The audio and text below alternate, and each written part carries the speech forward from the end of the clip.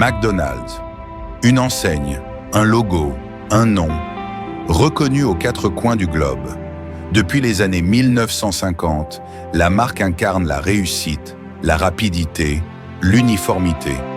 Un empire construit sur le pouvoir de la répétition, d'un branding millimétré et d'un nom devenu presque sacré, Big Mac.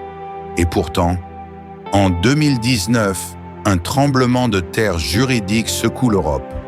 McDonald's perd les droits d'exploitation du nom Big Mac dans toute l'Union européenne. Comment un tel géant peut-il perdre ce qui lui appartient? Et surtout, comment une petite entreprise irlandaise a-t-elle réussi à renverser le roi du fast-food?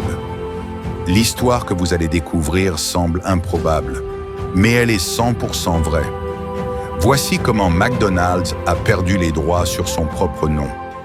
Pour comprendre cette chute inattendue, il faut d'abord remonter aux origines d'un empire. L'histoire commence dans les années 1940, en Californie, dans la ville de San Bernardino. Deux frères, Richard et Maurice McDonald, dirigent un petit drive-in modeste, mais avec une idée révolutionnaire.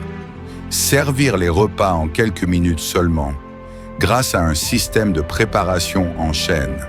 C'est là que Ray Kroc entre en scène, un vendeur de machines au wasabi shake qui voit en ce concept une mine d'or. En 1955, il fonde McDonald's Corporation et transforme ce petit restaurant familial en une franchise mondiale. En quelques années, McDonald's devient le symbole de l'Amérique moderne.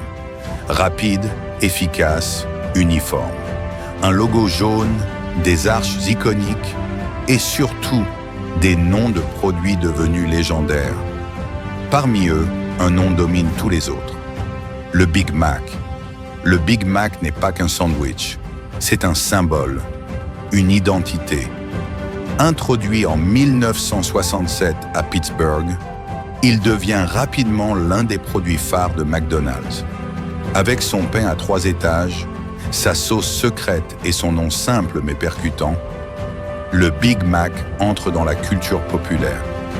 Ce nom devient une marque déposée. Il incarne le standard, l'excellence selon McDo. Pendant des décennies, McDonald's protège férocement ses marques, ses slogans, ses recettes. Des avocats sont mobilisés dans le monde entier pour défendre l'usage du mot Big Mac. Pourquoi tant d'efforts? Parce que dans le monde des affaires, posséder un nom, c'est posséder une image. Et cette image, c'est ce que McDonald's vend. La même expérience, la même recette. Où que vous soyez. Mais en Irlande, un concurrent inattendu s'apprête à remettre en question cette domination. Et il ne s'appelle pas Burger King ni Wendy's. Il s'appelle Supermax.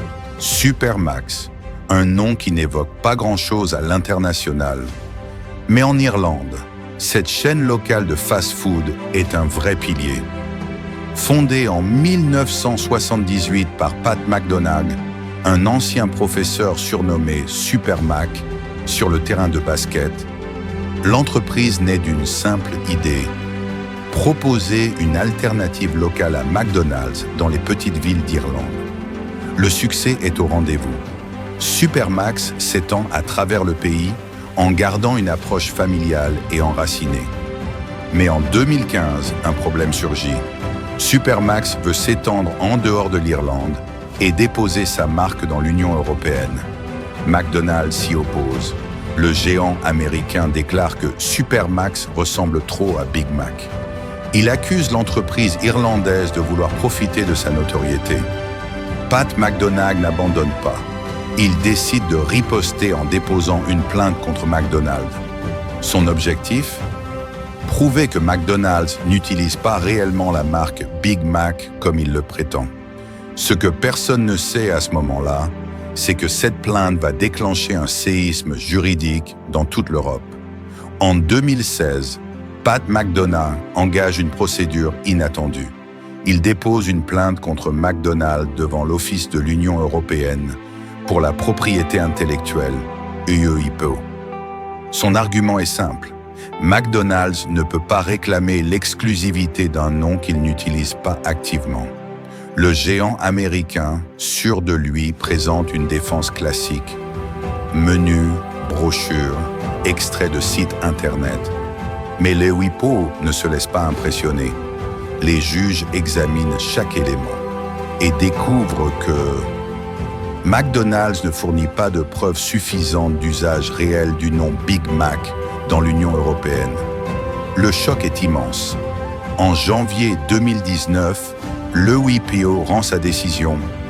McDonald's perd la marque déposée Big Mac sur le territoire de l'Union européenne. Pour la première fois, un géant mondial perd une bataille juridique contre une entreprise locale. Et plus encore, le droit d'utiliser son propre nom est révoqué sur certains territoires.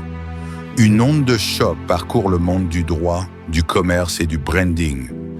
Comment McDonald's, avec son armée d'avocats, a-t-il pu se faire battre? Par une petite chaîne irlandaise? Le 11 janvier 2019, le verdict tombe officiellement. L'Union européenne retire à McDonald's le droit exclusif d'utiliser la marque Big Mac. Les médias s'en emparent. Les titres fusent. McDonald's perd Big Mac. Une victoire historique pour Supermax. David a vaincu Goliath. Pat McDonagh jubile. Il déclare publiquement « C'est une victoire pour toutes les petites entreprises face à l'intimidation des multinationales. Mais cette décision n'est pas qu'une affaire d'ego. Elle a des conséquences commerciales réelles. Désormais, Supermac peut vendre un Big Mac en Europe. Pire encore, dans certains pays, d'autres entreprises aussi. McDonald's tente un appel. Mais le mal est fait. Le mythe d'une multinationale inattaquable est brisé. L'ironie, le nom Big Mac appartient toujours à McDonald's dans d'autres régions du monde. Mais en Europe, cette simple faute de stratégie a suffi pour le perdre. Un précédent est né, et le monde du branding ne sera plus jamais le même. Cette décision ne reste pas qu'un simple fait divers juridique. Elle déclenche une réflexion profonde dans le monde du business. Les spécialistes du marketing s'interrogent. Comment une entreprise aussi puissante que McDonald's a-t-elle pu négliger une preuve aussi simple? Des juristes, eux, rappellent une règle fondamentale. Une marque, ce n'est pas ce qu'on dépose, c'est ce qu'on utilise. Résultat, dans les mois qui suivent, des centaines d'entreprises renforcent leur documentation pour prouver l'usage réel de leur marque. Le monde des brevets et du branding tremble. Du côté de Supermax, l'effet est immédiat. La chaîne gagne en notoriété, devient un symbole de résistance contre les grandes multinationales. Et McDonald's, lui, apprend une leçon douloureuse. La puissance d'un empire peut vaciller sur un simple oubli administratif. Pour les petits entrepreneurs, c'est un message d'espoir. Même les plus grands peuvent tomber, et parfois, le courage et la rigueur d'une petite entreprise peuvent renverser les géants. L'histoire de Supermax contre McDonald's n'est pas juste un affrontement juridique. C'est une leçon universelle pour les créateurs, les marques, les entrepreneurs du monde entier. Elle nous rappelle que, peu importe la taille de votre entreprise, peu importe votre position sur le marché, ce qui compte, c'est la rigueur, la stratégie et le courage. McDonald's avait tout, les ressources, la renommée, les avocats. Mais Supermac avait la conviction, la préparation et l'audace. Dans un monde où les géants dominent souvent par leur nom, cette histoire prouve que même un petit nom peut avoir un grand impact. La marque, ce n'est pas juste un logo ou un slogan. C'est une relation avec le public, une preuve d'existence, un engagement vécu. Alors si vous construisez une marque aujourd'hui, faites-le avec sérieux, protégez-la, utilisez-la. Car dans le silence d'un oubli administratif, c'est parfois tout un empire qui peut vaciller. Et si McDonald's peut perdre le droit sur Big Mac, imaginez ce qu'un entrepreneur déterminé peut gagner. Cette histoire n'est pas seulement celle d'un procès, Ce n'est pas juste une bataille entre une multinationale et une chaîne locale.